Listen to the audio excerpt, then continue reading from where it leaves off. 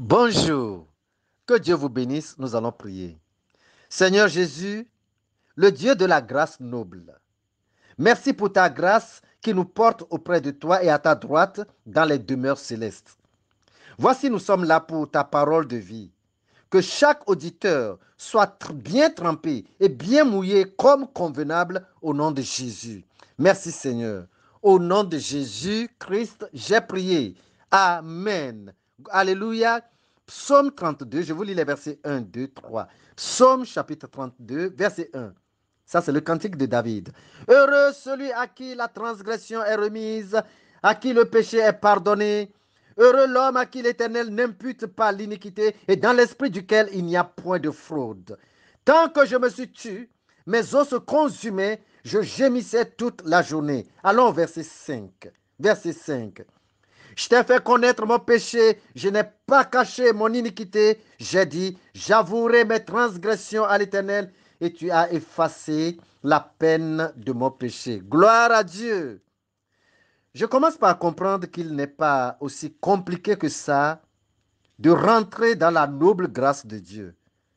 Parce que comment est-il arrivé que des gens dans la Bible comme David, Abraham, Jacob, Isaac, Job et tant d'autres ont-ils réussi à marcher avec Dieu et à l'intéresser? Ils étaient des humains, faillibles aussi comme nous tous les autres. Ils n'ont jamais été des anges. Ils n'ont jamais revêtu le corps angélique. Était-ce possible pour eux de commettre certaines fois de péchés tout comme les autres humains?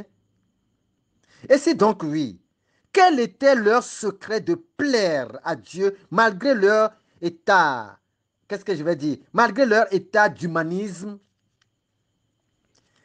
Vous savez, c'est la soif de connaître qui apporte des révélations. Voulez-vous réellement connaître? Si oui, alors là, allons-y dans les détails. Psaume 32, je reprends le verset 5. Psaume 32, verset 5. Je t'ai fait connaître mon péché, je n'ai pas caché mon iniquité. Voyez-vous, ceux qui pratiquent l'islam, ils connaissent en partie et d'une manière très floue, très sombre, le secret qui doit rendre l'homme agréable à Dieu et pour toujours. Ils se rendent au moins 5 fois par jour dans les lieux de prière pour essayer de recevoir le pardon des péchés pour lesquels ils ne sont pas encore rassasiés de commettre. Suffit-il seulement de confesser le péché pour être agréable à Dieu? Non. Cela est nécessaire, mais ne suffit pas. Il y a 3 étapes obligatoires pour arriver au niveau adorateur et ami de Dieu et pour le plaire.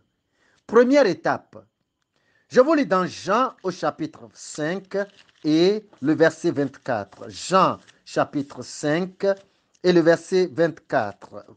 Ouvrez vite la Bible. Verset 24.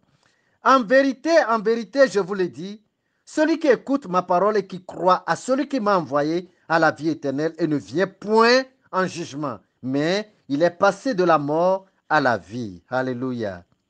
Voilà la première étape à ne pas contourner, mais plutôt à traverser.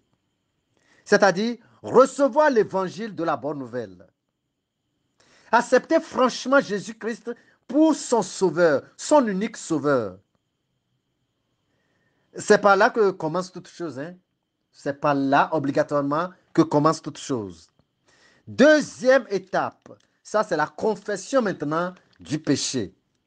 La confession de tous les péchés. Après avoir reçu Christ, après avoir reçu, n'est-ce pas, accepté l'évangile, vous confessez les péchés par lesquels vous avez offensé Dieu. Je reprends le verset 5, Psaume chapitre 32, le verset 5, la partie B. La partie B. J'avouerai mes transgressions à l'Éternel et tu effaceras la peine de mon péché. Vous savez ce que ça veut dire? Qu'après avoir accepté Jésus dans votre vie comme votre Seigneur et votre Sauveur, votre unique Seigneur, vous allez lui confesser en toute sincérité les péchés qui vous ont souillé et qui vous ont rendu impurs devant Dieu. C'est une obligation. Les avortements délibérément provoquer. Vous n'allez pas les prendre pour rien. Non. Vous les regretterez et les confesserez vivement. N'est-ce pas, pour l'obtention du pardon, les vols, la sorcellerie pratiquée, la prostitution lucrative, la prostitution comme commerce, ou même la simple prostitution, l'adultère. C'est des choses à confesser. Les hold-up, les braquages, je veux dire, le gangstérisme, les droguements des consciences des hommes ou des femmes pour arriver à une fin que vous voulez. Les maintenir dans oui, oui, non, oui, oui, oui, oui, oui, oui. Vous droguez leur conscience. Tout doit être confessé. Et vous allez vous assurer que rien n'est resté sans confesser pour fermenter de nouveau votre vie. Parce qu'un seul péché resté non confessé constitue un fermenteur de tout votre être. Vous ne pouvez pas être propre à Dieu dans cet état. Troisième étape, abandonner sans aucune réserve les péchés confessés. D'abord, il faut confesser, il faut accepter Jésus-Christ comme sauveur et sauveur, comme Seigneur et sauveur. Et maintenant, confesser les péchés. Et ensuite, abandonner de pratiquer les péchés.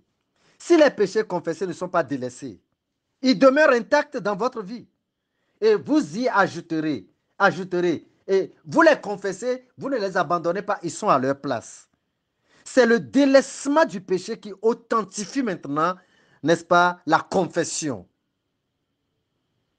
Proverbe chapitre 28, verset 13, un verset de notre habitude. Proverbe chapitre 28, et je vous prends le verset 13. Celui qui cache ses transgressions ne prospère point, mais celui qui les avoue et les délaisse obtient, qu'est-ce que la Bible dit? Miséricorde. C'est la parole de Dieu. Donc, il ne sert à rien de confesser les mêmes péchés quotidiennement et plusieurs fois par jour sans l'envie de les délaisser. Ça ne vaut absolument rien. C'est une perte de temps, un gaspillage, n'est-ce pas, de calories, un gaspillage d'énergie. Le péché souille à un grand niveau l'âme, l'esprit et le corps et rend l'homme indigne de la noble grâce de Dieu. C'est pour cela qu'il ne, excusez, c'est pour cela qu'il faut veiller à ce que le péché ne rentre pas dans notre corps. Si le péché est confessé de tout cœur, il devient faible automatiquement et délaissable. Un homme de Dieu a dit, aussi longtemps que le péché n'est pas exposé à la honte, il garde son pouvoir et son pouvoir sur sa victime. Mais c'est une fois réellement exposé à la honte, c'est-à-dire confessé et délaissé, il est soumis. Le péché est soumis à la destruction de celui qui a le pouvoir de pardonner le péché. Savez-vous qui c'est? Jésus-Christ de Nazareth. Jésus seul, lui seul, a le pouvoir de pardonner le péché, quelle que soit sa nature. Bien sûr. Marc au chapitre 2, je vous prends ici très vite le verset 10. Marc chapitre 2, le verset 10. Êtes-vous à la page? Je vous dévance. Marc chapitre 2, verset 10. Or, afin que vous sachiez que le Fils de l'homme a sur la terre le pouvoir de pardonner les péchés. Ce verset, juste pour confirmer que Jésus-Christ seul a le pouvoir de pardonner le péché. Si vous ne croyez pas au Fils unique de Dieu, Jésus-Christ, celui que le Père, Dieu le Père a destiné pour être le seul sauveur de toute l'humanité, c'est lui seul qui détient le pouvoir suprême de pardonner le péché et de pouvoir l'effacer. Plus personne d'autre.